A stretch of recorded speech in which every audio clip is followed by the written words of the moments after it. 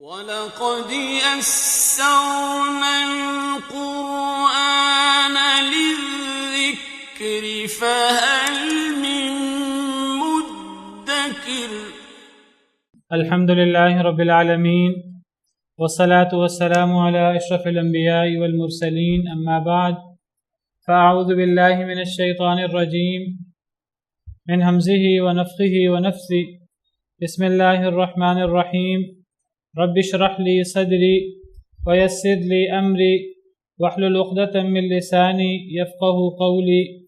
اللهم انفعنا بما علمتنا وعلمنا ما ينفعنا وزدنا علما. فبشر عباد الذين يستمعون القول فيتبعون أحسنه، أولئك الذين هداهم الله وأولئك هم أولو الألباب. وَقَيَّضْنَا لَهُمْ قُرَنَاءَ فَزَيَّنُوا لَهُم مَّا بَيْنَ أَيْدِيهِمْ وَمَا خَلْفَهُمْ وَحَقَّ عَلَيْهِمُ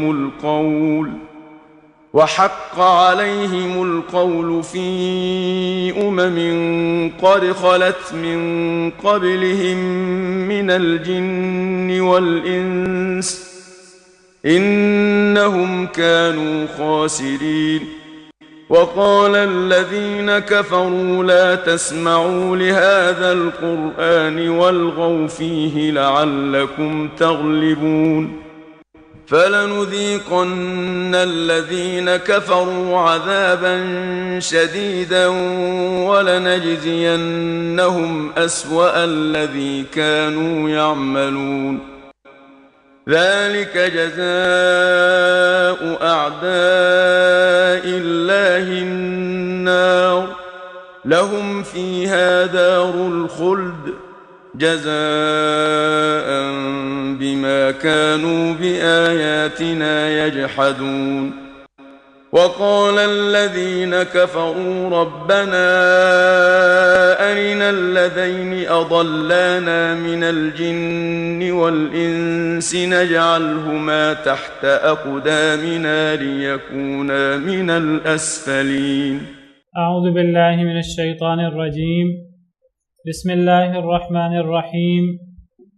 وَقَيَّضْنَا لَهُمْ قُرَنَاءَ فَزَيَّنُوا لَهُمْ ما بين أيديهم وما خلفهم وحق عليهم القول في قد خلت من قبلهم من الجن والإنس إنهم كانوا خاسرين. وقيضنا لهم قرناء، اور ہم نے مقرر کر دیے ان کے لیے قرناء ساتھی.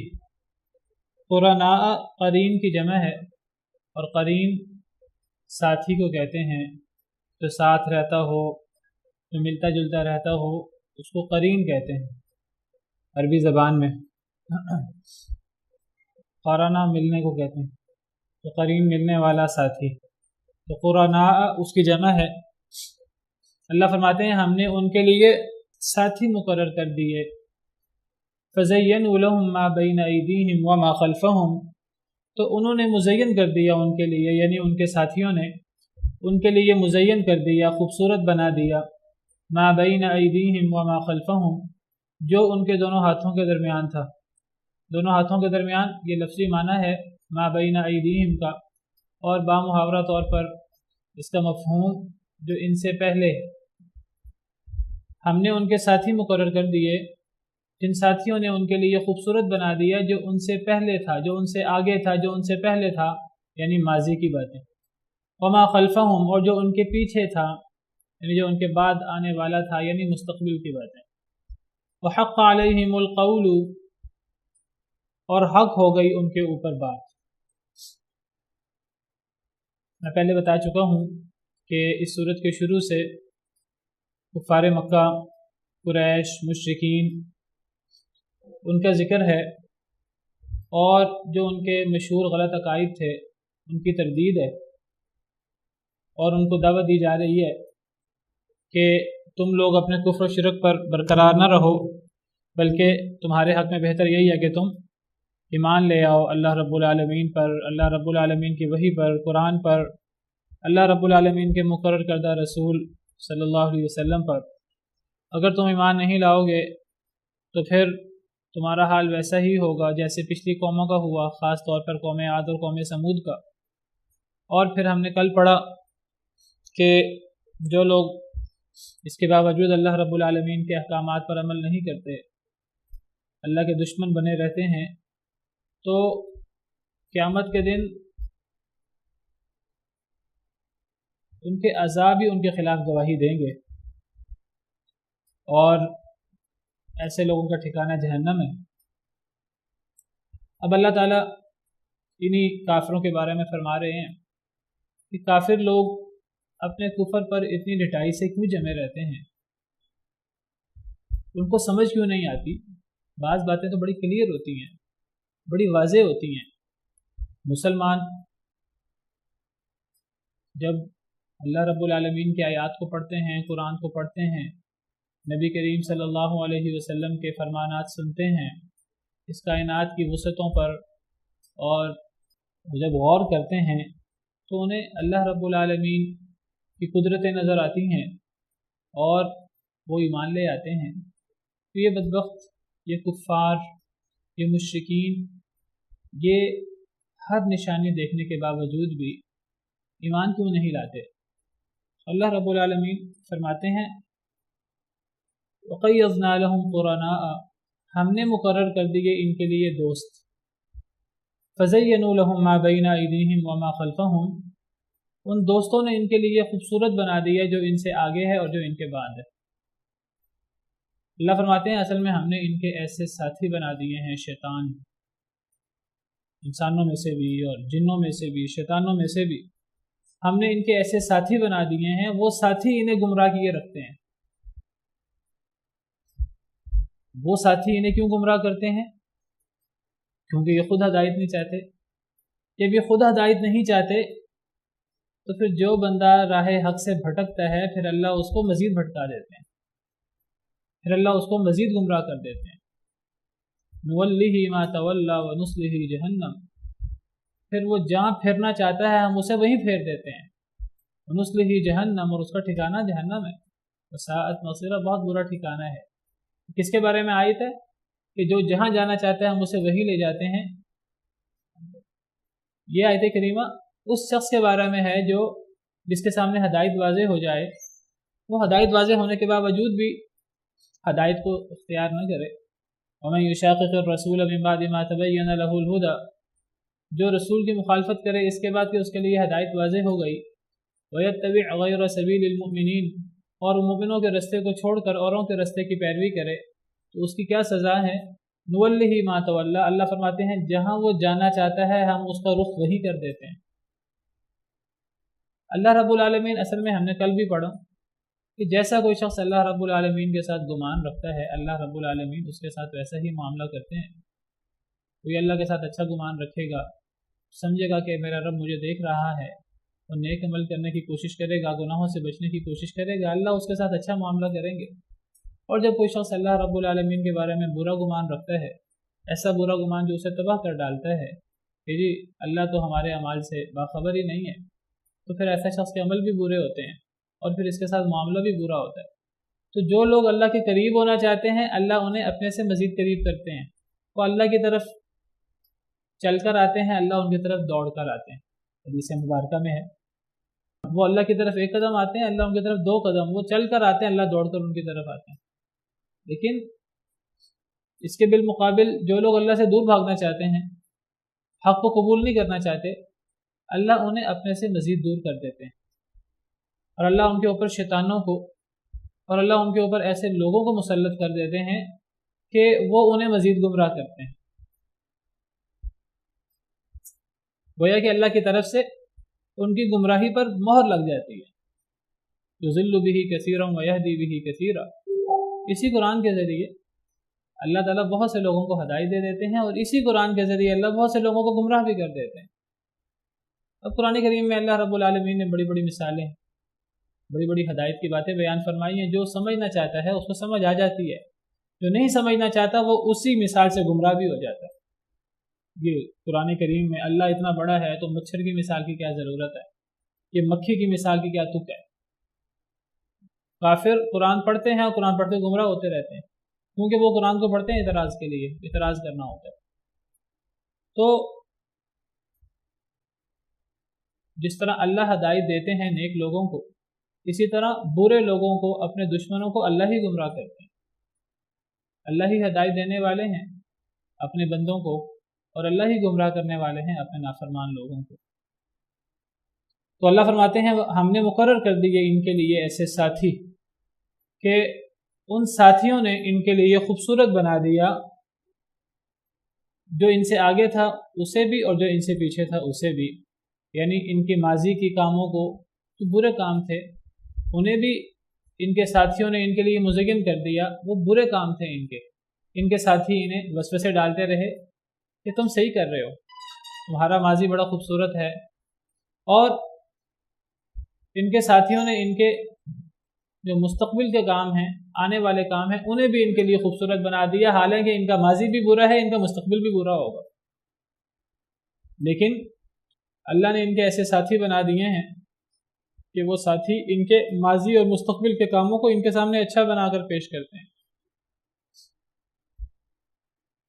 أَفَمَنْ زُيِّنَ لَهُ سُوءُ عَمَلِهِ فَرَآهُ حَسَنًا، اللہ کی طرف سے ایک بہت بڑی سزا نہ ماننے والوں کی کیا ہوتی ہے، جو اللہ رب العالمین کی باتیں نہیں مانتے، اللہ کی طرف سے انہیں بڑی سخت سزا کیا ملتی ہے۔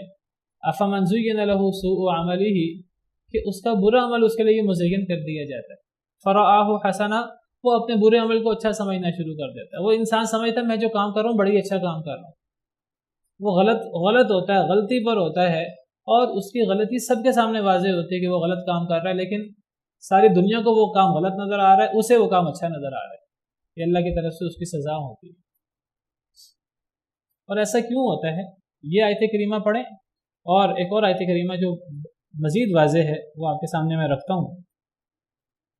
سورہ زخرف آیت نمبر 36 میں اللہ فرماتے ہیں وَمَنْ يَعْشُ عَنْ ذِكْرِ الرَّحْمَنِ نُقَيِّضْ لَهُ شَيْطَانًا فَهُوَ لَهُ قَرِينٌ، جو رحمان کے ذکر سے بے رغبتی کرتا ہے، جو رحمان کے ذکر سے غفلت کرتا ہے، نُقَيِّضْ لَهُ شَيْطَانًا، ہم اس کے لیے شیطان مقرر کر دیتے ہیں۔ یہاں تو اللہ نے فرمایا ہم ان کے ساتھی مقرر کر دیتے ہیں، یہاں ساتھی سے مراد کوئی عام ساتھی نہیں ہے، یہاں ساتھی سے مراد شیطان ساتھی۔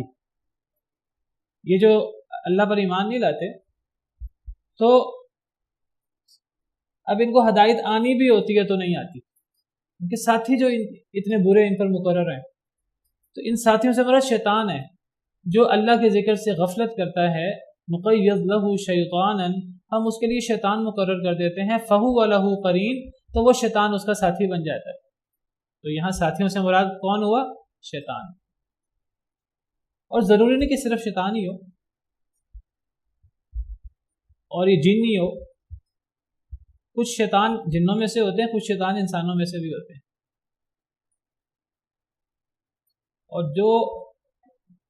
اور اللہ نے جنوں میں سے بھی شیطان بنائے ہیں، انسانوں میں سے بھی شیطان بنائے ہیں۔ اللہ تعالیٰ فرماتے ہیں وَكَذَلِكَ جَعَلْنَا لِكُلِّ نَبِيٍّ عَدُوًّا شَيَاطِينَ الْإِنسِ وَالْجِنِّ يُوحِي بَعْضُهُمْ إِلَى بَعْضٍ زُخْرُفَ الْقَوْلِ غُرُورًا، اللہ فرماتے ہیں کہ ہم نے ہر نبی کے لیے دشمن مقرر کیے ہیں، ہر نبی کے دشمن بنائے ہیں۔ وَكَذَلِكَ جَعَلْنَا لِكُلِّ نَبِيٍّ عَدُوًّا، ہم نے ہر نبی کے دشمن بنائے ہیں۔ وہ کون ہے دشمن؟ شیاطین الانس والجن، انسانوں کے بھی شیطان ہے اور جنوں کے بھی شیطان ہے۔ انسانوں کے بھی شیطان ہوتے ہیں، جنوں کے بھی شیطان ہوتے ہیں۔ نبیوں کے تو، نیک لوگوں کے تو یہ دشمن ہوتے ہیں، لیکن جو بڑے نافرمان ہوتے ہیں اللہ کے، جو اللہ کے بڑے دشمن ہوتے ہیں، ان کے یہ دوست بن جاتے ہیں، یہ جنوں اور انسانوں کے شیطان۔ اللہ ان کے لیے ایسے ساتھی مقرر کر دیتے ہیں۔ تو یہ برے ساتھی، وہ شیطان، جن شیطان ہوں، تو وہ انسانوں میں سے شیطان ہوں، تو برے ساتھی انسان کو تباہ و برباد کر دیتے ہیں۔ انسان کو بری سوسائٹی سے، بری کمپنی سے بچنا چاہیے، لیکن اب جو بندہ اللہ سے بے رغبتی کرتا ہے اور جو بندہ کفر و جحود پر گامزن رہتا ہے، تو پھر اللہ تعالیٰ کیا کرتے ہیں؟ پھر اللہ ان پر ایسے ساتھی مقرر کر دیتے ہیں، شیطان اس کا ساتھی بن جاتا ہے۔ وَإِنَّهُمْ لَيَصُدُّونَهُمْ عَنِ السَّبِيلِ، اور یہ جو شیطان ساتھی ہوتا ہے یہ کیا کرتا ہے؟ وَإِنَّهُمْ لَيَصُدُّونَهُمْ عَنِ السَّبِيلِ، یہ شیطان ساتھی ان کو سیدھے رستے سے روک دیتے ہیں۔ اگر وہ سیدھے رستے پر چلنا بھی چاہیں یہ ان کا ساتھی جو شیطان اللہ مقرر کر دیتے ہیں، اس شیطان ان کو سیدھے رستے سے روک دیتا ہے۔ وَيَحْسَبُونَ أَنَّهُمْ مُهْتَدُونَ، اور وہ خیال کر رہے ہوتے ہیں کہ وہ ہدایت یافتہ ہیں، وہ دل میں سمجھ رہے ہوتے ہیں ہم ٹھیک ہیں، ہم سیدھے رستے پر ہیں، حالانکہ ان کا ساتھی انہیں سیدھے رستے پر جانے نہیں دیتا، شیطان ان کے اوپر مقرر ہو جاتا ہے۔ دنیا میں یہ حالت ہوتی ہے، اور آخرت میں کیا ہوتا ہے؟ حتیٰ اذا جاءنا، حتیٰ کہ جب وہ ہمارے پاس آئے گا، یعنی قیامت کے دن، یہ شخص جو اللہ کے ذکر سے بے رغبت تھا، غفلت میں تھا، جو اللہ سے دور تھا، پھر اللہ نے اس کے لیے شیطان مقرر کر دیا، جب یہ شخص اللہ کے پاس آئے گا، قال یا لیت بینی و بینک، تو وہ کیا کہے گا؟ یا لیت بینی و بینک، کاش کہ میرے اور تیرے درمیان بعد المشرقین، مشرق اور مغرب کا فاصلہ ہوتا۔ کس سے کہے گا؟ قیامت کے دن یہ انسان اپنے اس شیطان ساتھی سے کہے گا۔ قیامت کے دن اسے پتہ لگ جائے گا کہ یہ اللہ نے مجھ پر شیطان مقرر کیا تھا۔ قیامت کے دن جب وہ اپنا نامہ اعمال دیکھے گا، اور جب اسے اندازہ ہوگا قبر کے اندر موت کے وقت، اسے اندازہ ہو گیا ہوگا میرے ساتھ کیا ہونے والا ہے، تو قیامت کے دن وہ کیا کہے گا اپنے اس شیطان ساتھی سے؟ قیامت کے دن کہے گا کاش کہ میرے اور تیرے درمیان مشرق اور مغرب کا فاصلہ ہوتا۔ فبئس القرین، تو کتنا برا ساتھی تھا میرا۔ یہ قیامت کے دن اسے اندازہ ہوگا، لیکن قیامت کے دن پچھتانے کا کوئی فائدہ تو ہے نہیں۔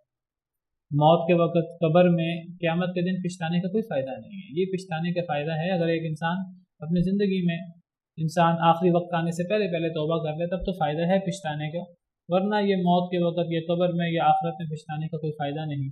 تو اللہ فرماتے ہیں وَقَيَّضْنَا لَهُمْ قُرَنَاءَ، ہم نے اصل میں ان کافروں کے لیے، ان انکار کرنے والوں کے لیے ساتھی مقرر کر رکھے ہیں۔ فَزَيَّنُوا لَهُم مَا بَيْنَ أَيْدِيهِمْ وَمَا خَلْفَهُمْ، ان ساتھیوں نے ان کے لیے مزین کر دیا ہے جو ان کے ماضی کے اعمال ہیں، وہ جو ان کے آگے ہے یعنی ماضی کے اعمال، وَمَا خَلْفَهُمْ، اور جو ان کے پیچھے ہے یعنی جو ان کے مستقبل کے آنے والے اعمال ہیں وہ بھی مزین کر دیے ہیں۔ ان کے ماضی کے اعمال بھی برے تھے، حال کے اعمال بھی برے ہیں، اور مستقبل کے اعمال بھی برے ہوں گے، لیکن وہ ساتھی ان کے لیے ان کے برے اعمال کو مزین کر دیتے ہیں۔ تم اچھا کام کر رہے ہو، لگے رہو اسی میں۔ وحق علیہم القول، اور پھر ایسے لوگوں پر قول حق ہو جاتا ہے۔ کون سا قول؟ اللہ رب العالمین کا قول۔ کون سا قول؟ وہ جو اللہ رب العالمین نے فرمایا تھا شیطان کو، جب شیطان نے حضرت آدم کو سجدہ کرنے سے انکار کیا تھا، تو اللہ نے کیا فرمایا تھا کہ جا میری نظروں سے دور ہو جا، میری رحمت سے دور ہو جا، وَإِنَّ عَلَيْكَ لَعْنَتِي إِلَىٰ يَوْمِ الدِّينِ، تجھ پر میری لعنت ہے قیامت کے دن تک۔ اور پھر اللہ نے فرمایا تھا، شیطان نے کہا تھا کہ اے اللہ آپ نے مجھے گمراہ کر دیا آدم کی وجہ سے۔ اللہ نے فرمایا کہ شیطان نے کہا کہ اے اللہ اب چونکہ آپ نے مجھے گمراہ کیا ہے انسان کی وجہ سے، آدم کی وجہ سے، میں اب اس انسان کا دشمن بن جاؤں گا، میں آگے سے پیچھے سے ہر طرف سے آ کر اسے گمراہ کرنے کی کوشش کروں گا۔ پھر اللہ نے فرمایا تھا کہ ٹھیک ہے، تو نے جو کرنا ہے کر لے، تو میں تجھ سے اور تیری پیروی کرنے والوں سے جہنم کو بھر دوں گا۔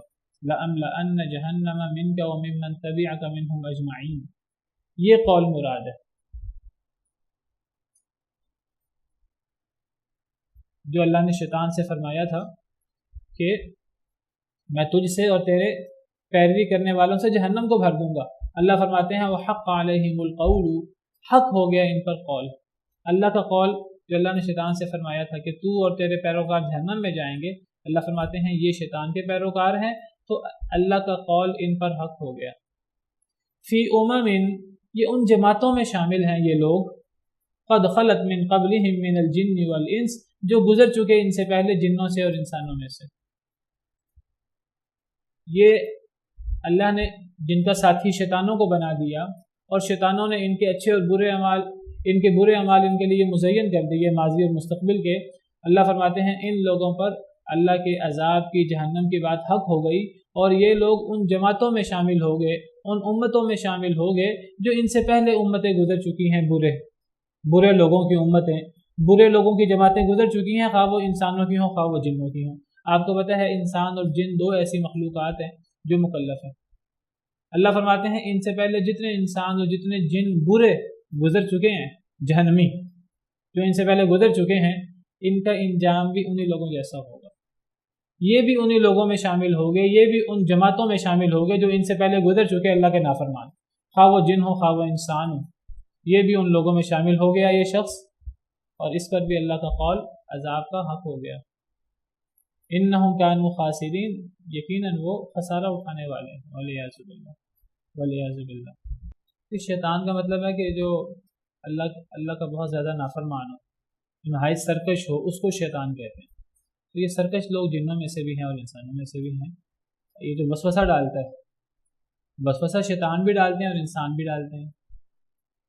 من شر الوسواس الخناس الذی یوسوس فی صدور الناس من الجنۃ والناس، جو آخری صورت ہے سورۃ الناس، ہم اس میں اللہ رب العالمین کی پناہ میں آتے ہیں وسوسہ ڈالنے والے لوگوں سے۔ قل اعوذ برب الناس ملک الناس الہ الناس من شر الوسواس الخناس، کہہ دیجئے میں لوگوں کے رب کی پناہ میں آتا ہوں، جو لوگوں کا بادشاہ ہے، جو لوگوں کا معبود ہے، میں اس کی پناہ میں آتا ہوں من شر الوسواس الخناس، وسوسہ ڈالنے والے خناس کے شر سے، الذی یوسوس فی صدور الناس، جو لوگوں کے دلوں میں وسوسہ ڈالتا ہے، من الجنۃ والناس، خواہ وہ جنوں میں سے ہو خواہ وہ انسانوں میں سے۔ جو وسوسہ ڈالنے والے ہیں، لوگوں کو گمراہی کی طرف لگانے والے ہیں، بری باتیں بتانے والے ہیں لوگوں کو، یہ انسان بھی ہوتے ہیں اور شیطان بھی ہوتے ہیں، جن بھی ہوتے ہیں۔ جن بھی، شیطان بھی جو جنوں میں سے ہیں، وہ بھی ہمارے دلوں میں وسوسہ ڈالتے ہیں، اور جو انسان ہیں جو ہمارے برے ساتھی ہوتے ہیں، تو یہ برے ساتھی بھی ہمیں برائی کی طرف لے کے جاتے ہیں، ہمیں نیکی کی طرف نہیں لے کے جاتے۔ اگر ہم نیکی کی طرف جانے کی کوشش کریں تو وہ ہمیں نیکی سے بھٹکا کر برائی کی طرف لے جاتے ہیں۔ نماز پڑھنے کی کیا ضرورت ہے، مولوی بننے کی کیا ضرورت ہے، فلاں نیک کام کرنے کی کیا ضرورت ہے، آؤ یہ کام کرتے ہیں۔ تو وہ انسانوں میں سے بھی ایسے لوگ ہیں جو گمراہ کرتے ہیں انسان کو، اور شیطانوں میں سے بھی۔ اور میں نے آپ کے سامنے بھی آیت پڑھی ہے، وَكَذَلِكَ جَعَلْنَا لِكُلِّ نَبِيٍّ عَدُوًّا شَيَاطِينَ الْإِنسِ وَالْجِنِّ، ہم نے ہر نبی کے دشمن بنائے ہیں، وہ چاہے انسانوں کے شیطان ہو چاہے جنوں کے شیطان ہو۔ تو شیطان انسانوں میں سے بھی ہوتے ہیں، جنوں میں سے بھی ہوتے ہیں۔ شیطان ہر وہ شخص ہے جو سب سے بڑا سرکش ہے، خود بھی گمراہ ہے اور دوسروں کو بھی گمراہ کرنے والا۔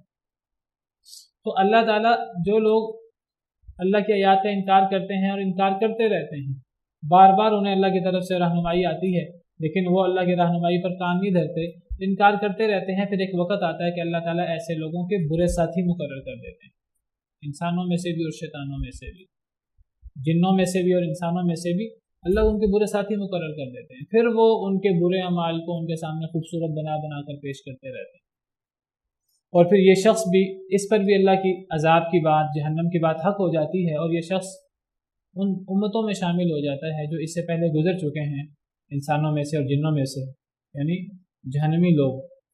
انہم کانوا خاسرین، یہ سب خسارہ اٹھانے والے لوگ ہیں۔ وقال الذين كفروا لا تسمعوا لهذا القرآن، اور کہا ان لوگوں نے جنہوں نے کفر کیا، لا تسمعوا لهذا القرآن، اس قرآن کو نہ سنو، والغوا فیہ، اور شور مچا دو، فیہ اس میں، لعلکم تغلبون، تاکہ تم غالب آ جاؤ۔ مکی دور کی صورت ہے، مکی دور کی آیت ہے۔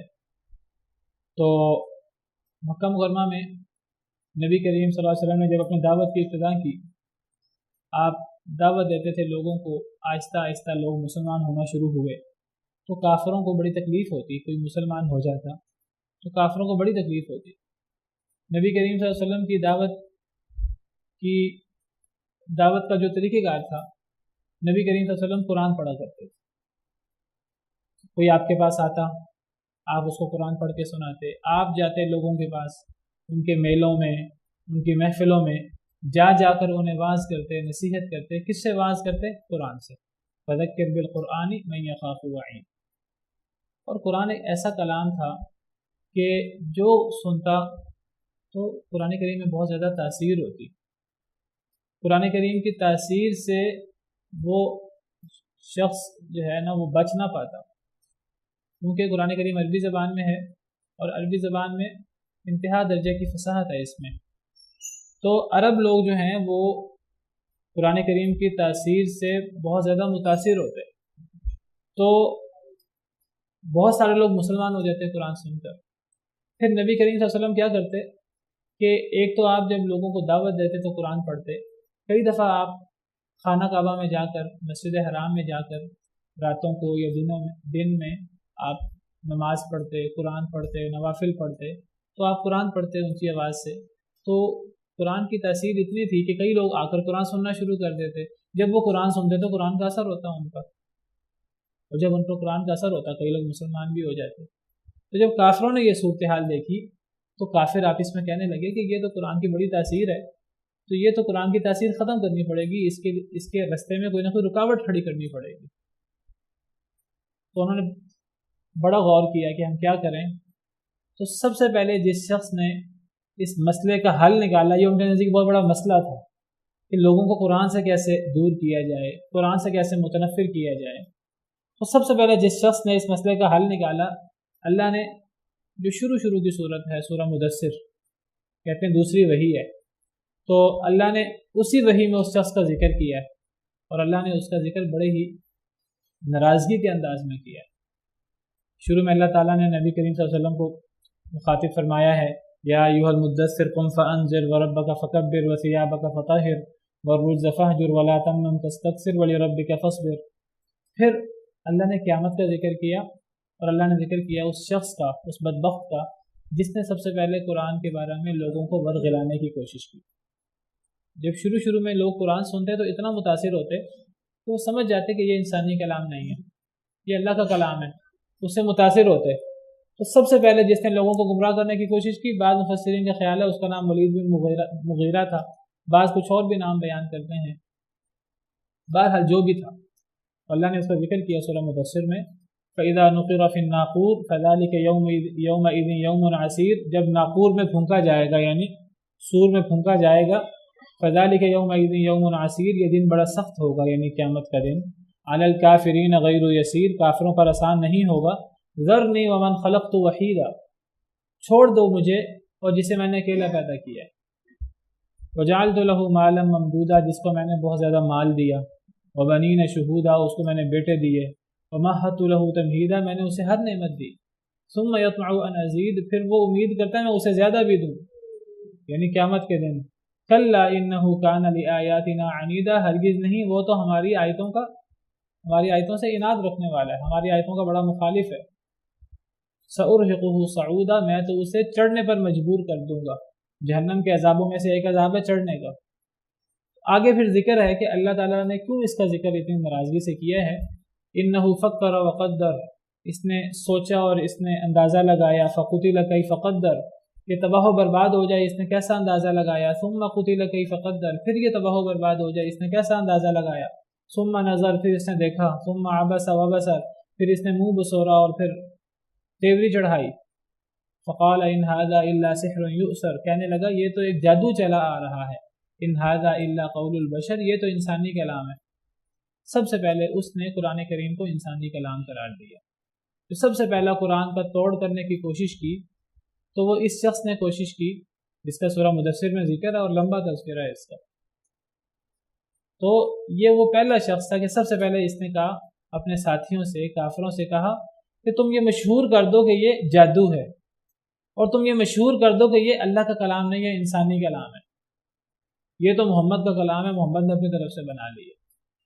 جب تم یہ مشہور کر دو گے، یہ پروپیگنڈا کرو گے تو لوگ سنیں گے نہیں اس کو، جب سنیں گے نہیں تو اثر کہاں سے ہوگا۔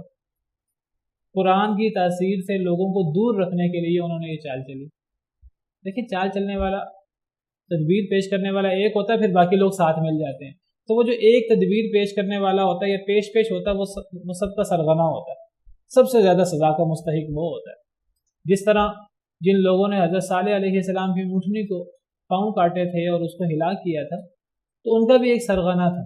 اذ انبعث اشقاها، سورہ شمس میں ہے، جب سب سے بدبخت شخص کھڑا ہوا، قدار بن سالف، پلان ایک بندہ بناتا ہے، وہ اس پلان کو دوسرے لوگوں کے سامنے ذکر کرتا ہے، پھر سب اس کے حامی بن جاتے ہیں۔ تو وہ جو سرغنہ ہوتا ہے وہ سب سے زیادہ سزا کا مستحق ہوتا ہے۔ تو یہ جو ولید بن مغیرہ تھا یا جو بھی تھا، بعض مفسرین نے اختلاف کیا کہ اس کا نام کچھ اور تھا، بہرحال جو بھی یہ شخص تھا جس نے سب سے پہلے قرآن کو انسانی کلام قرار دیا، ورنہ یہ تو کسی کے وہم و گمان میں بھی نہیں تھا کہ یہ انسانی کلام ہو سکتا ہے۔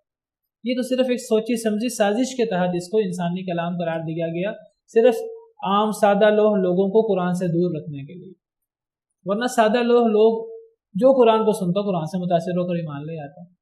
اس نے کہا کہ یہ جادو ہے، جادو کی تاثیر ہوتی ہے.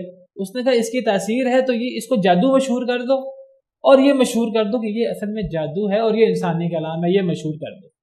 تو لوگ قرآن سنیں گے نہیں، جب سنیں گے نہیں تو عمل کیسے کریں گے؟ پھر انہوں نے مزید کیا تدبیر کی؟ انہوں نے مزید تدبیر کی. وقال الذين كفروا لا تسمعوا لهذا القرآن، کافروں نے کہا کہ اس قرآن کو سنو ہی نہ، سنو گے تو متاثر ہو جاؤ گے، ایمان لانا پڑے گا. قرآن کی اتنی تاثیر تھی کہ جو سنتے قرآن کریم کو سادہ لوگ عام لوگ متاثر ہو جاتے قرآن سے. کئی لوگ مسلمان ہوئے صرف قرآن سن کر، پہلے بھی پیش کر چکا ہوں حضرت عمر کا واقعہ، دیگر واقعات. قرآن سن کے کئی لوگ مسلمان ہو جاتے. نبی صلی اللہ علیہ وسلم دعوت ہی قرآن سے دیتے، قرآن سناتے، قرآن پیش کرتے. تو کافروں نے اس کا حل نکالا، اپنی طرف سے تدبیر کی. انہوں نے کہا کہ اس قرآن کو سنو ہی نہ، بلکہ کیا کرو، والغوا فیہ، شور مچا دو اس میں. یعنی جب محمد صلی اللہ علیہ وسلم تمہیں قرآن سنائیں تم ان کو قرآن سنانے سے روک دو، یا قرآن سنو ہی نہ، کانوں میں انگلیاں دے دو یا وہاں سے بھاگ جاؤ. کیا کہا مزید یہ کہ شور مچا دو وہاں، تاکہ دوسرے بھی نہ سنیں. تم تو نہیں سنو گے، کہیں دوسرے نہ سن لیں، تو دوسروں کو بھی قرآن سے دور رکھنے کے لیے وہاں شور مچا دو، تاکہ نہ نبی صلی اللہ علیہ وسلم قرآن پڑھ سکیں.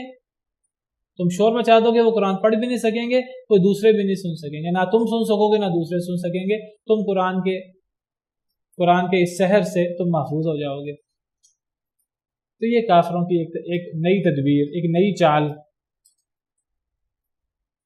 جو شخص اللہ سے دشمنی کرتا ہے، اللہ رب العالمین کی بات نہیں مانتا اور پھر دشمنی میں پیش ہوتا ہے، پھر وہ بڑے حربے اور بڑی چالیں چلتا ہے، کس طرح وہ خود بھی دین سے دور رہے اور لوگوں کو بھی دین سے دور کرے. پھر وہ نہ صرف ایسے لوگ، یہ اصل میں کفر کے سرغنہ ہوتے ہیں، کفر کے امام ہوتے ہیں، ان کو قرآن کریم میں ائمۃ الکفر قرار دیا گیا. یہ لوگ کیا کرتے ہیں یہ صرف خود دین سے دور نہیں رہتے، یہ خود بھی دین سے دور ہوتے ہیں، دوسرے لوگوں کو بھی دین سے دور کرتے ہیں، اس کے لیے چالیں چلتے ہیں. اب یہ اگر انہوں نے ایمان نہیں لانا تھا، خود دور رہتے، لیکن باقاعدہ انہوں نے چالیں چلی کس طرح ہم عام لوگوں کو بھی دین سے دور رکھیں. اس کے لیے ایک چال انہوں نے یہ چلی. کافروں نے کہا اس قرآن کو سنو ہی نہ، بلکہ شور مچا دو. والغو، لغو کر دو. لغو کہتے ہیں بےہودہ چیز کو، یعنی وہاں شور مچا دو. فی ہی، قرآن میں، لعلکم تغلبون، تاکہ تم غالب آ جاؤ. تم جب شور مچا دو گے تو تم غالب آ جاؤ گے، پھر لوگ ایمان نہیں لائیں گے. جب لوگ ایمان نہیں لائیں گے تو یہ مسلمان زیادہ نہیں ہوں گے تو تم ہی غالب رہو گے، ورنہ تو یہ آہستہ آہستہ مسلمان ہو کے ایک دن تم پہ غالب آ جائیں گے. تو تم کیا کرو، تم قرآن کو سنو ہی نہ بلکہ اس میں شور مچا دو. حالانکہ قرآن کریم جب پڑھا جائے تو قرآن کریم کو غور سے سننا چاہیے. یہ تو مکی دور کی آیت ہے، اللہ تعالیٰ نے ایک آیت کریمہ میں ذکر کیا ہے، وہ بھی مکی دور کی آیت ہے. وَإِذَا قُرِئَ الْقُرْآنُ فَاسْتَمِعُوا لَهُ وَأَنصِتُوا لَعَلَّكُمْ تُرْحَمُونَ. سورہ اعراف کی آیت ہے کہ جب قرآن پڑھا جائے، وَإِذَا قُرِئَ الْقُرْآنُ، جب قرآن پڑھا جائے، فَاسْتَمِعُوا لَهُ وَأَنصِتُوا، تو تم غور سے اس کو سنو اور خاموش ہو جایا کرو اس وقت. لَعَلَّكُمْ تُرْحَمُونَ، تاکہ تم پہ رحم کیا جائے.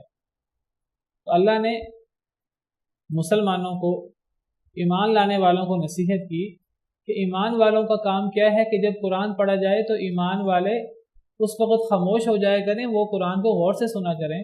جب وہ قرآن کو غور سے سنیں گے اور اس وقت خاموش ہوں گے اور خاموشی سے قرآن کو سنیں گے تو ان پر رحم ہوگا، انہیں قرآن سے فائدہ ہوگا. کافروں نے چال یہ چلی، انہوں نے تدبیر یہ کی، انہوں نے کہا جب قرآن پڑھا جائے تو شور مچا دو تاکہ تم غالب آ جاؤ.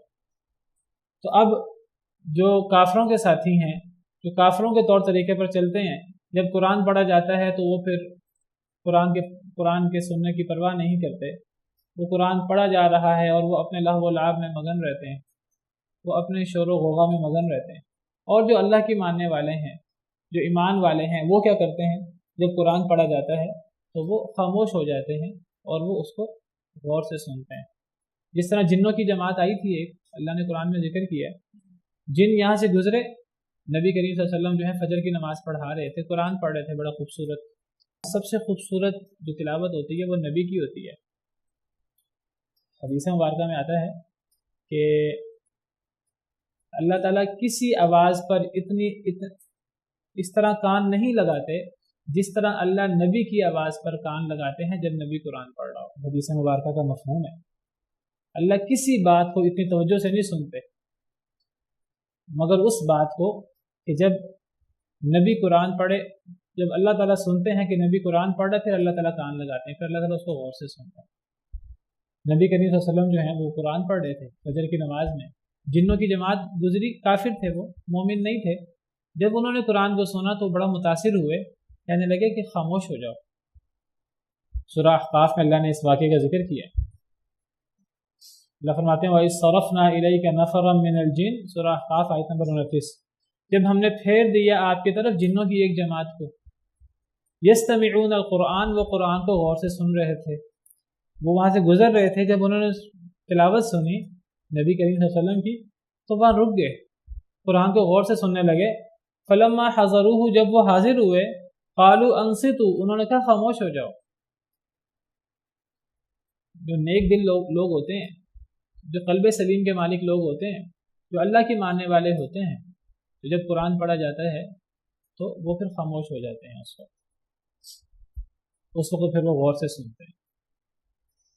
تو کافروں نے چال چلی کہ جب قرآن پڑھا جائے تو شور مچا دو۔ اللہ نے اس کا حل یہ بتایا کہ جب قرآن پڑھا جائے تو شور نہیں مچانا چاہیے، اس وقت اس کو غور سے سننا چاہیے۔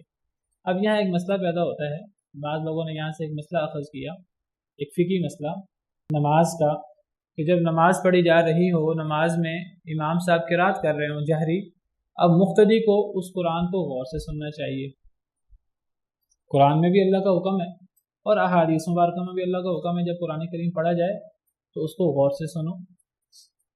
یہ بھی اللہ کا حکم ہے، اللہ کے ان احکامات، اللہ کے یہ احکامات کس پر اترے؟ نبی کریم صلی اللہ علیہ وسلم پر۔ نبی صلی اللہ علیہ وسلم نے ان احکامات کو خود بھی سمجھا، ان احکامات پر خود بھی عمل کیا، اور یہ احکامات صحابہ کرام کو بھی بتائے۔ وہی نبی کریم صلی اللہ علیہ وسلم جن پر اللہ نے یہ آیتیں اتاری، یہ مکی دور کی آیتیں ہیں، یہ صورت بھی مکی ہے، سورہ فصلت، یہ آیت مکی ہے جو ہم پڑھ رہے ہیں، اور وہ جو آیت میں نے بھی آپ کے سامنے پڑھی ہے کہ مومن لوگوں کو اللہ کا حکم ہے جب قرآن پڑھا جائے فاستمعوا له وانصتوا، تو قرآن کو غور سے سنو اور خاموش ہو جاؤ، لعلکم ترحمون۔ وہ بھی مکی صورت کی آیت ہے، سورہ اعراف کی آیت ہے، مکی صورت کی آیت ہے۔ وہ نبی صلی اللہ علیہ وسلم پر یہ دونوں آیتیں نازل ہوئیں، اور نبی صلی اللہ علیہ وسلم نے آپ کی احادیث بھی ہیں، جب قرآن پڑھا جائے تو خاموش ہونا چاہیے، اس کو غور سے سننا چاہیے۔ انہی نبی صلی اللہ علیہ وسلم نے ہمیں نماز کا جو طریقہ بتایا، نماز کے طریقے میں نبی صلی اللہ علیہ وسلم نے یہ طریقہ کار بتایا کہ نماز کے اندر سورہ فاتحہ پڑھنا ضروری ہے۔ سورہ فاتحہ کو نماز قرار دیا بعض احادیث کے اندر، سورہ فاتحہ کا نام ہی نماز رکھ دیا، جس سے سورہ فاتحہ کی اہمیت کا اندازہ ہوتا ہے کہ نماز کے اندر سورہ فاتحہ پڑھنی چاہیے۔ حدیث مبارکہ ہے قسمت الصلاۃ بینی و بین عبدی، نبی صلی اللہ علیہ وسلم حدیث قدسی بیان کرتے ہیں کہ اللہ تعالیٰ فرماتے ہیں میں نے اپنے اور اپنے بندے کے درمیان نماز کو تقسیم کر دیا ہے۔ مشہور حدیث آپ نے سنی ہوگی۔ اس حدیث مبارکہ میں قسمت الصلاۃ، صلاۃ سے کیا مراد ہے؟ سورہ فاتحہ۔ اس حدیث مبارکہ میں صلاۃ سے کیا مراد ہے؟ صلاۃ سے مراد سورہ فاتحہ ہے۔ کیسے پتہ لگا یہاں صلاۃ سے مراد سورہ فاتحہ ہے؟ ایسے پتہ لگا کہ اس حدیث، یہ حدیث کی ابتدا ہے حدیث قدسی کی، میں نے اپنے اور اپنے بندے کے درمیان صلاۃ کو تقسیم کر دیا، آگے ساری بات سورہ فاتحہ کی ہے۔ کیسے تقسیم کیا اللہ نے صلاۃ کو، یعنی سورہ فاتحہ کو؟ اللہ فرماتے ہیں کہ جب میرا بندہ الحمدللہ رب العالمین کہتا ہے تو میں سنتا ہوں، میں جواب دیتا ہوں حمیدنی عبدی، میرے بندے نے میری تعریف کی۔ جب وہ الرحمن الرحیم کہتا ہے تو اللہ جواب دیتے ہیں اثنا علی عبدی، میرے بندے نے میری تعریف کی۔ جب بندہ مالک یوم الدین پڑھتا ہے تو اللہ رب العالمین فرماتے ہیں مجدنی عبدی، میرے بندے نے میری بزرگی بیان کی، میری بڑائی بیان کی۔ صحیح مسلم کی روایت ہے۔ تو صحیح مسلم حدیث نمبر 396۔ تو اس حدیث مبارکہ کے اندر یہ نبی صلی اللہ علیہ وسلم حدیث قدسی بیان کر رہے ہیں اللہ کی طرف سے۔ تو اس میں ہے کہ اللہ فرماتے ہیں قسمت الصلاۃ، یہاں فاتحہ کا ذکر نہیں، صلاۃ کا ذکر ہے۔ میں نے نماز تقسیم کر دی، اور یہاں نماز سے مراد سورہ فاتحہ ہے، کیونکہ آگے سورہ فاتحہ کا ذکر ہے، پیچھے نماز کا ذکر ہے، آگے سورہ فاتحہ کا ذکر ہے۔ اللہ فرماتے ہیں کہ سورہ فاتحہ میرے اور میرے بندے کے درمیان نصف ہے، بندہ بولتا ہے میں جواب دیتا ہوں، تو الحمدللہ کا جواب اللہ دیتے ہیں، اور الرحمن الرحیم کا جواب اللہ دیتے ہیں، تو اس طرح سورہ فاتحہ کا اللہ جواب دیتے ہیں۔ تو سورہ فاتحہ اتنی اہم ہے کہ سورہ فاتحہ کو نماز قرار دے دیا، گویا کہ نماز کا اتنا اہم حصہ ہے کہ گویا کہ اسی کا نام نماز ہے، اگر یہ نہیں ہوگی تو نماز نہیں ہوگی۔ دوسری حدیث مبارکہ میں فرمایا کہ لا صلاۃ لمن لم یقرأ بفاتحۃ الکتاب، صحیح بخاری صحیح مسلم کی مشہور روایت ہے حضرت عبادہ بن صامت سے کہ جو بندہ سورہ فاتحہ نہیں پڑھتا اس کی نماز ہی نہیں ہوتی۔ اب یہ منفرد بندہ ہو، وہ اکیلا نماز پڑھ رہا ہو، وہ سورہ فاتحہ پڑھے گا، امام ہو وہ سورہ فاتحہ پڑھے گا، اس میں اتفاق ہے۔ اب اختلاف پیدا ہوا کہ اگر امام جو ہے وہ قرات کر رہا ہے، پیچھے مقتدی جو ہے جہری قرات ہو رہی ہے، پیچھے مقتدی امام کی اقتداء میں نماز پڑھ رہا ہے، اب یہ حدیث اس کے لیے ہے کہ نہیں، وہ سورہ فاتحہ پڑھے گا کہ نہیں پڑھے گا، یا اشکال پیدا ہو گیا۔ تو حدیث مبارکہ میں اس کا بھی جواب موجود ہے۔ وہی نبی صلی اللہ علیہ وسلم جن پر یہ آیتیں نازل ہوئیں، وہی نبی صلی اللہ علیہ وسلم فرماتے ہیں، آپ ایک دفعہ نماز پڑھا رہے تھے، فجر کی نماز تھی یا کون سی جہری نماز تھی، پیچھے سے ایک صحابی بھی قرات کر رہے تھے آپ کے ساتھ ساتھ، تو بوجھل ہو گیا، آپ بھی قرات کر رہے ہیں، وہ صحابی بھی ان کے بعد سے قرات کر رہے ہیں۔ تو جب نماز ختم ہوئی تو آپ نے فرمایا کہ کون میرے ساتھ جھگڑا کر رہا تھا، یہ ابو داؤد ترمذی وغیرہ کی روایت ہے، صحیح روایت ہے۔ تو وہ ڈرتے ڈرتے ان صحابی نے کہا، وہ اپنے وجد میں اور وہ اونچی آواز سے قرات کر رہے تھے آپ کے پیچھے پیچھے، تو ڈرتے ڈرتے انہوں نے کہا میں کر رہا تھا، تو آپ نے فرمایا کہ لا تفعلوا الا بام القرآن، لا تقرؤوا خلفی الا بام القرآن، میرے پیچھے سورہ فاتحہ کے علاوہ کچھ نہ پڑھا کرو۔ صحیح حدیث ہے۔ اس حدیث مبارکہ سے پتہ لگتا ہے کہ جہری قرات ہو تو جہری قرات میں اگر امام جہری قرات بھی کر رہا ہو، پیچھے مقتدی سورہ فاتحہ پڑھے گا، کیونکہ سورہ فاتحہ کے بغیر نماز نہیں ہے۔ یہ منفرد کے لیے بھی ہے، یہ امام کے لیے بھی ہے، اور یہ جہری نماز میں امام کے پیچھے مقتدی ہو یہ اس کے لیے بھی ہے۔ وہ سورہ فاتحہ کے علاوہ کچھ نہیں پڑھے گا، قرات میں سورہ فاتحہ پڑھے گا۔ وہی نبی صلی اللہ علیہ وسلم جن پر یہ آیتیں اتری، وہی نبی صلی اللہ علیہ وسلم یہ بات فرما رہے ہیں۔ اب یہاں بعض علماء کہتے ہیں کہ نہیں جی، جب قرآن پڑھا جائے سورہ فاتحہ سمیت تو پیچھے مقتدی کو خاموش رہنا چاہیے۔ قرآن کی یہ آیت پیش کرتے ہیں، وَإِذَا قُرِئَ الْقُرْآنُ فَاسْتَمِعُوا لَهُ وَأَنصِتُوا، یہ آیت سورہ اعراف کی پیش کرتے ہیں۔ تو دیگر جو علماء ہیں جو اس بات کے قائل ہیں کہ مقتدی کو بھی سورہ فاتحہ پڑھنی چاہیے جہری نماز میں، تو وہ یہ حدیث مبارکہ پیش کرتے ہیں، کہتے ہیں حدیث مبارکہ میں ذکر ہے کہ میرے پیچھے سورہ فاتحہ کے علاوہ کچھ نہ پڑھا کرو۔ جس نبی صلی اللہ علیہ وسلم پر یہ آیات نازل ہوئی، وہی نبی صلی اللہ علیہ وسلم جو ہیں وہ حکم دے رہے ہیں کہ میرے پیچھے سورہ فاتحہ پڑھو، سورہ فاتحہ کے علاوہ کچھ نہ پڑھو۔ حضرت ابو ہریرہ سے کسی نے پوچھا کہ انہوں نے حدیث بیان کی یہی سورہ فاتحہ والی، کسی نے پوچھا ہم امام کے پیچھے ہوتے ہیں تب بھی پڑھیں؟ انہوں نے فرمایا دل میں پڑھ لیا کرو۔ تو اس سے پتہ لگتا ہے کہ منفرد کو، امام کو، مقتدی سب کو سورہ فاتحہ پڑھنی ہے، اور وہ اس آیت کریمہ کے منافی نہیں ہے۔ باقی اذان کے بعد سری نماز میں تو ہم پڑھیں گے نا، سری نماز میں امام صاحب اپنی قرات کر رہے ہیں، ہم اپنی کر رہے ہیں، جی تو جہری قرات میں جب امام صاحب اونچی قرات کر رہے ہوں تو اس وقت ان کے پیچھے سورہ فاتحہ کے علاوہ کچھ نہیں پڑھنا چاہیے، نہ دعائے استفتاح۔ ہم جب نماز میں شریک ہوں تو نماز میں شریک ہونے کے بعد ہمیں ثنا وغیرہ نہیں پڑھنی اگر قرات ہو رہی ہے تو ہم دل کے اندر سورہ فاتحہ پڑھ لیں گے، سورہ فاتحہ پڑھنے کے بعد ہم خاموش ہو جائیں گے۔ ثنا بھی نہیں پڑھنی، اگر امام صاحب قرات کر رہے ہیں تو ثنا بھی نہیں پڑھنی۔ اگر امام صاحب قرات کر رہے ہیں تو اگر امام صاحب نے نماز شروع کی ہے، ان کے پیچھے ہم نے بھی شروع کی ہے، ابھی انہوں نے سورہ فاتحہ کی قرات شروع نہیں کی، تو امام صاحب بھی ثنا پڑھیں گے، ہم بھی ثنا پڑھیں گے۔ اگر ہم لیٹ آئے ہیں اور قرات جاری ہے، اس وقت ہم پھر ثنا نہیں پڑھیں گے، اس وقت ہم صرف سورہ فاتحہ پڑھیں گے۔ خصی جانور ہو سکتا ہے، جانور کو خصی کرنا منع ہے احادیث مبارکہ میں، لیکن وہ خصی جانور ہو تو خصی جانور کی قربانی ہو سکتی ہے۔ نبی صلی اللہ علیہ وسلم نے خصی جانور قربان کیے، احادیث مبارکہ میں موجود ہے۔ تو ویسے جانور کو خصی کرنا منع ہے، خصی کرنا نہیں چاہیے، لیکن اگر کسی اور نے کیا ہوا ہے تو اس جانور کی قربانی ہو سکتی ہے۔ تو فرمایا کہ وقال الذین کفروا لا تسمعوا لهذا القرآن، اور کافروں نے کہا کہ اس قرآن کو نہ سنو، والغوا فیہ، اور شور مچا دو اس میں، لعلکم تغلبون، تاکہ تم غالب آ جاؤ۔ فلنذیقن الذین کفروا عذابا شدیدا، اللہ فرماتے ہیں پس البتہ ہم ضرور چکھائیں گے ان لوگوں کو جنہوں نے کفر کیا، عذابا شدیدا، سخت عذاب۔ جن لوگوں نے کفر کیا ہم انہیں سخت عذاب چکھائیں گے۔ یعنی یہ جو کافر لوگ قرآن نہیں سن رہے اور کہہ رہے ہیں قرآن کو نہ سنو اور شور مچا دو تاکہ نہ قرآن سنا جائے اور نہ دوسرے لوگ، نہ تم خود قرآن سنو نہ دوسرے لوگ قرآن سنیں، جو لوگ یہ پروگرام بنا رہے ہیں نہ خود قرآن سن رہے ہیں نہ دوسروں کو قرآن سننے دیتے ہیں، تو ایسے لوگوں کو اللہ فرماتے ہیں ایسے کافروں کو ہم سخت عذاب دیں گے، ہم سخت عذاب کا مزہ چکھائیں گے، کیونکہ یہ قرآن سننے نہیں رہے، اللہ کی کلام کو انہوں نے سننا گوارا نہیں کیا، بلکہ اللہ کی کلام پر انہوں نے سیٹیاں اور تالیاں بجانا شروع کر دی اور شور مچانا شروع کر دیا۔ تو ایسے کافروں کو ہم سخت عذاب چکھائیں گے۔ وَلَنَجْزِيَنَّهُمْ أَسْوَأَ الَّذِي كَانُوا يَعْمَلُونَ، اور البتہ ہم ضرور بدلہ دیں گے انہیں بہت برا جو وہ عمل کرتے تھے، ہم ان کو ان کے اس عمل کا بہت برا بدلہ دیں گے، بہت کڑی سزا دیں گے، وَلِعِيَاذُ بِاللَّهِ۔ ذَلِكَ، اور وہ سزا کیا ہے جو بری سزا اللہ نے دینی ہے؟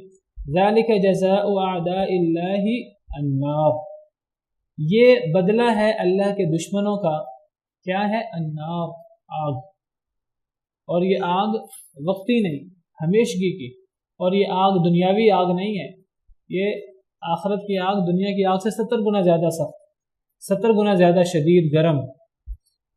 یہ بدلہ ہے اللہ کے دشمنوں کا آگ، لہم فیہا دار الخلد، ان کے لیے اس میں ہمیشگی کا گھر ہے، یہ وقتی سزا نہیں ہے، وقتی سزا جتنی بھی زیادہ ہو یاد رکھیے وہ گزر جاتی ہے، اور انسان ایک دفعہ زیادہ سے زیادہ تکلیف برداشت کر لے اور وہ تکلیف ختم ہو جائے، پھر انسان نعمتوں میں آ جائے تو انسان کو وہ سخت تکلیف بھی بھول جاتی ہے۔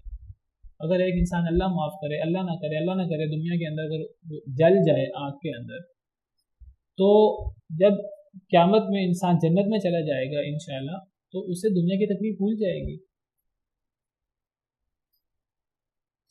تو یہ جو اللہ نے کافروں کے لیے سزا تیار کر رکھی ہے، یہ صرف آگ نہیں ہے، دنیا کی آگ نہیں ہے، یہ آخرت کی آگ ہے، اور یہ ہمیشگی کی آگ ہے، وَلِعِيَاذُ بِاللَّهِ۔ ہمیشگی کا عذاب تو تھوڑا سا ہو وہ ناقابل برداشت ہوتا ہے، تھوڑا سا ہو، لیکن اگر وہ مسلسل ہو، مستقل ہو، تو بہت بڑا عذاب بن جاتا ہے، اور جب وہ عذاب بھی سخت ترین ہے اور وہ ہے بھی ہمیشگی کا، تو پھر وہ کتنا سخت ہوگا اور وہ ناقابل برداشت ہوگا، وَلِعِيَاذُ بِاللَّهِ۔ لہم فیہا دار الخلد، ان کے لیے وہاں ہمیشگی کا گھر ہے، آگ بھی ہے اور ہمیشہ کی، وَلِعِيَاذُ بِاللَّهِ۔ جزاء بما كانوا بآیاتنا یجحدون، بدلہ ہے بسبب اس کے جو وہ ہماری آیتوں کا انکار کرتے تھے۔ اللہ کی آیتوں کا انکار یہ بہت بڑا گناہ ہے، یاد رکھیے۔